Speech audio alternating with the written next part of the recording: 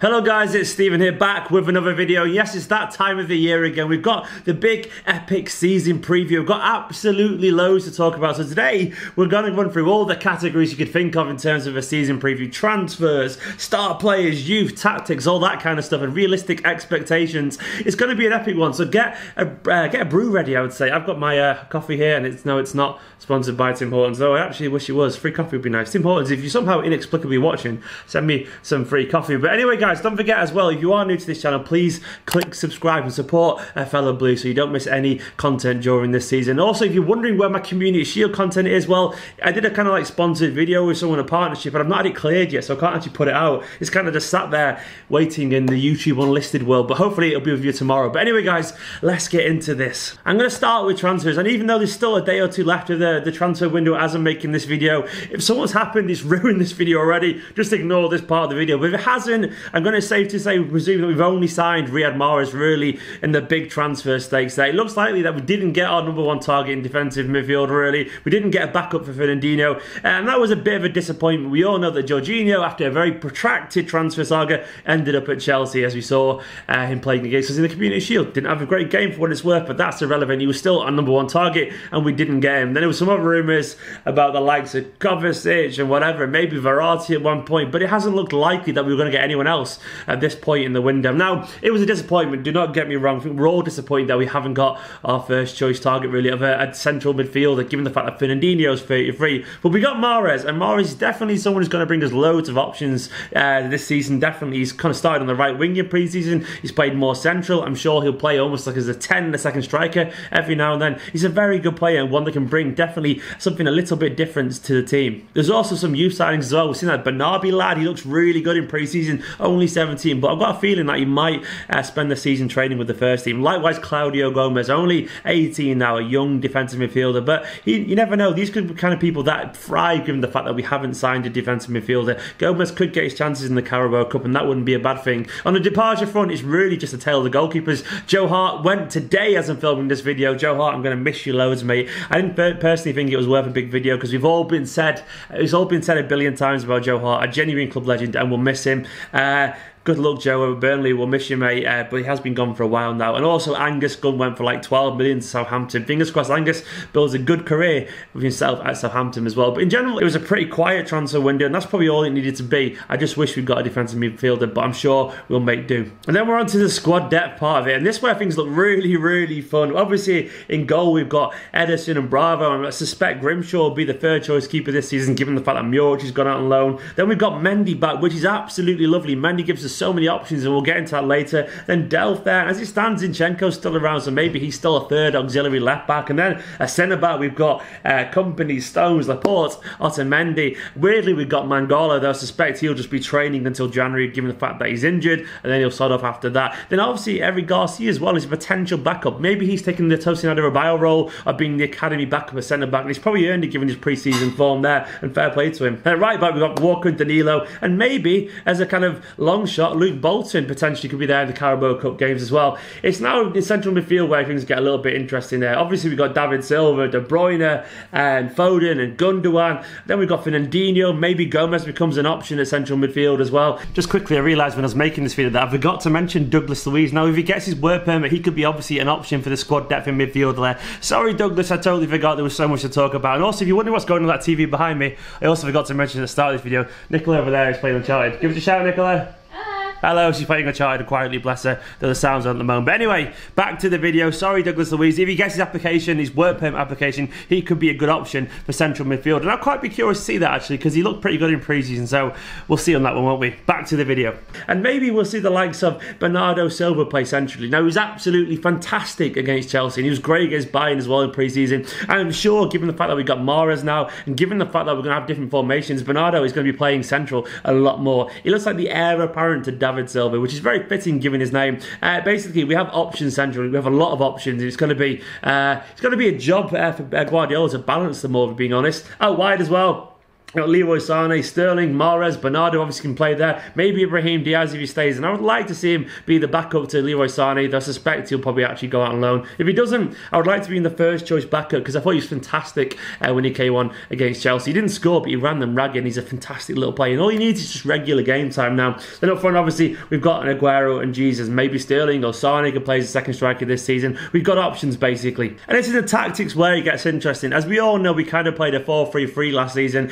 Traditional fullbacks with traditional wingers and so on. Obviously, Dell played a little bit more inverted and Kyle Walker did try and get forward a little bit, but not overly mad. And this season, I think we will see a bit of a change, if we're being honest. It's because of Mr. Mendy. It's like a new signing. I know that's a cliche, but Mendy generally does bring a different dynamic to this team. I suspect we'll see a 3-5-2 every now and then, given the fact that Mendy has the energy to bomb forward. And it did work to an extent in pre-season. It was Luke Bolton and right back that time, and he was fantastic there during pre-season. But I've got no doubts that Danilo or Walker could do that role as well. And if we do see 3-5-2, it'll be Mendy there, which means that we also have two strikers up front, which I suspect will be obviously Aguero. I'm sure will score plenty this season, but then it could be Jesus. But I think he might be someone a little bit different every now and then. I think we might see like a false nine kind of situation with someone like Sterling or Mahrez or Bernardo Silva. I think we'll see some creative solutions to the second striker situation, and that's very Guardiola. I wouldn't be surprised if we absolutely stock that midfield with loads of players there and control the game.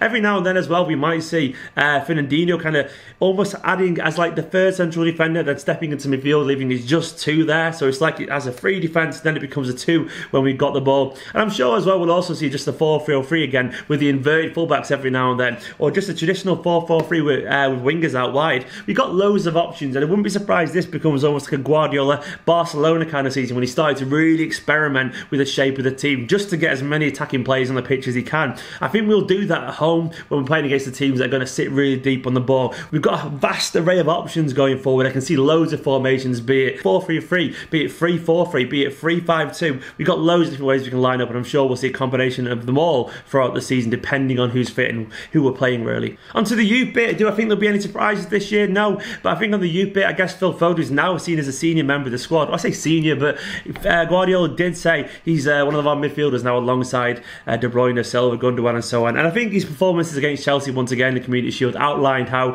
he'll have a greater impact on the squad this season. It's great to see a young man lad be involved there. Fingers crossed Brahim will stay and make a claim for a spot every now and then as well, but I'm not too confident on that front. But if we're talking about young lads who can make a name for themselves, I presume the H is going out on loan, Tosin Adebayo's going out on loan. So if you're looking for a player to maybe get the odd cameo in a League Cup game or something like that, we could see Claudio Gomez, we could see Bernardi, or we could see Luke Bolton. I'm sure he's put himself in contention for the odd game given how good he was in pre-season, and likewise Eric Garcia. Other than that, I'd be surprised if we see anyone around the first team, if I'm being totally honest with you. The squad is absolutely chocker, and we've got players there for positions and then players back up for positions, so I don't think we'll see anyone else other than that. But I wouldn't be surprised if we see Bernardo making his debut. He looks so silky from what I've seen of him so far. On to our key performers or our star players. I think this year we're going to be surprised by Bernardo Silva. That is not a very original hot take given how good he was in pre-season, but seriously, second season, he's settled now.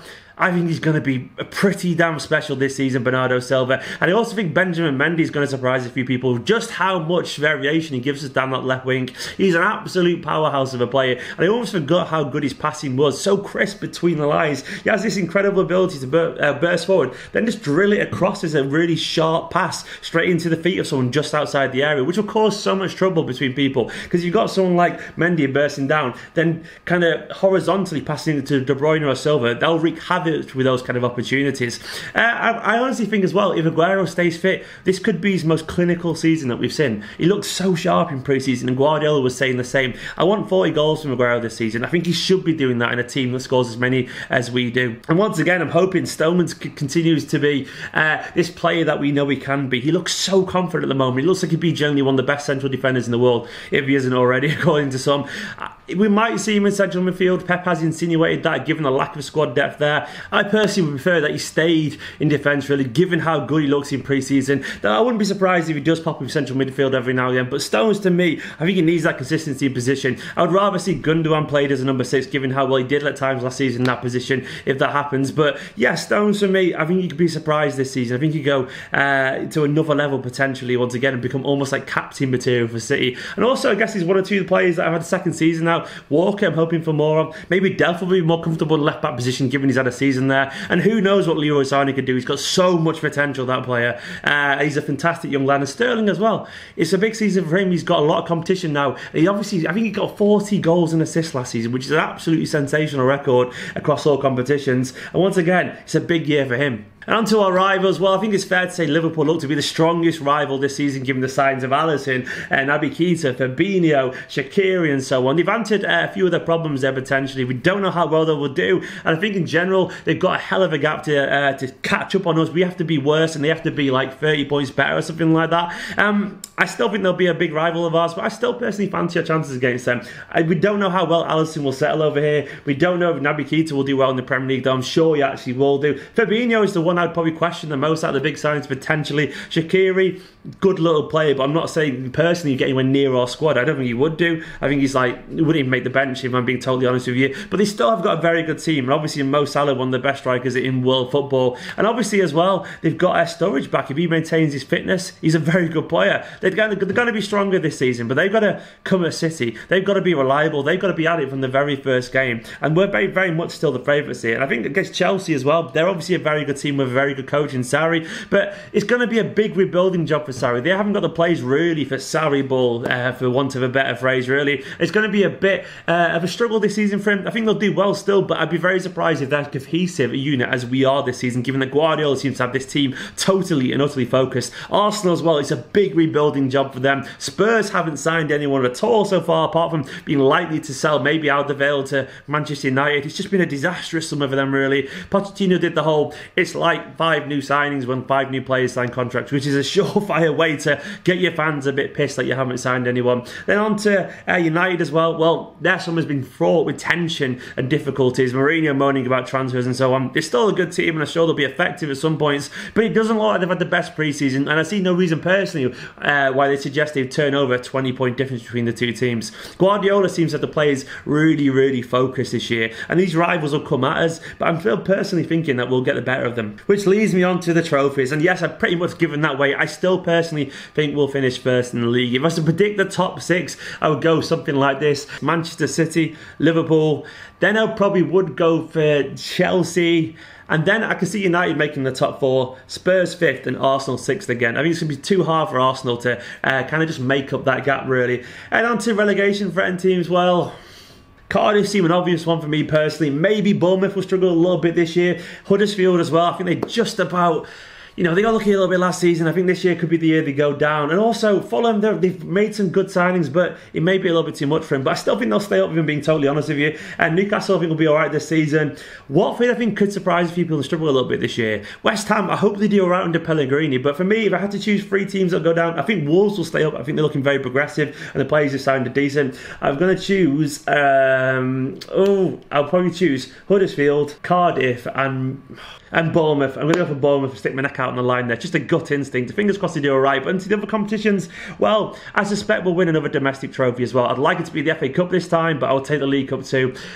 And the Champions League, I just want to see us reach the semi-finals and then maybe the final. I think last year, with a little bit of luck and maybe we played a little bit better against Liverpool, maybe we had some decisions that we should have got, we could have reached the Champions League final. But it wasn't to be, and they went through. We made mistakes. It cost us ourselves in the end. But I think we want to do better this year. I will take the Premier League and a domestic cup. As long as you win the Premier League again, I'm happy personally, if I'm being honest. But I want to see us go further in the Champions League and actually kind of stamp our authority in that competition. Anyway, guys, that's the end of this mammoth preview from me personally. Let me know what you think. I honestly think Guardiola will have the team refocused this season. All the messages have been really good about the players being totally up for it, about no slackers and all that kind of stuff. And I don't doubt it's going to be different this year. Kompany as well has said that it feels different to the previous seasons where we won the league. Like everyone was kind of content and happy then. This time it's different. Pep has got signings that want to play against each other. He's got depth in his position, so there'll be lots of competition, which I think is healthy. It's going to be a very interesting season. Fingers crossed we walk again away in a year with loads of goals, loads of points though. I don't think we'll break 100 points personally, but I don't think that's a bad thing. And loads more trophies and lots of smiles and lots of fun. Anyway, guys, let me know about all your predictions in the categories below. Tell me who you think will be the star player, the youth, all that kind of stuff. Don't forget, subscribe if you're new to this channel, like this video, and I'll see you soon.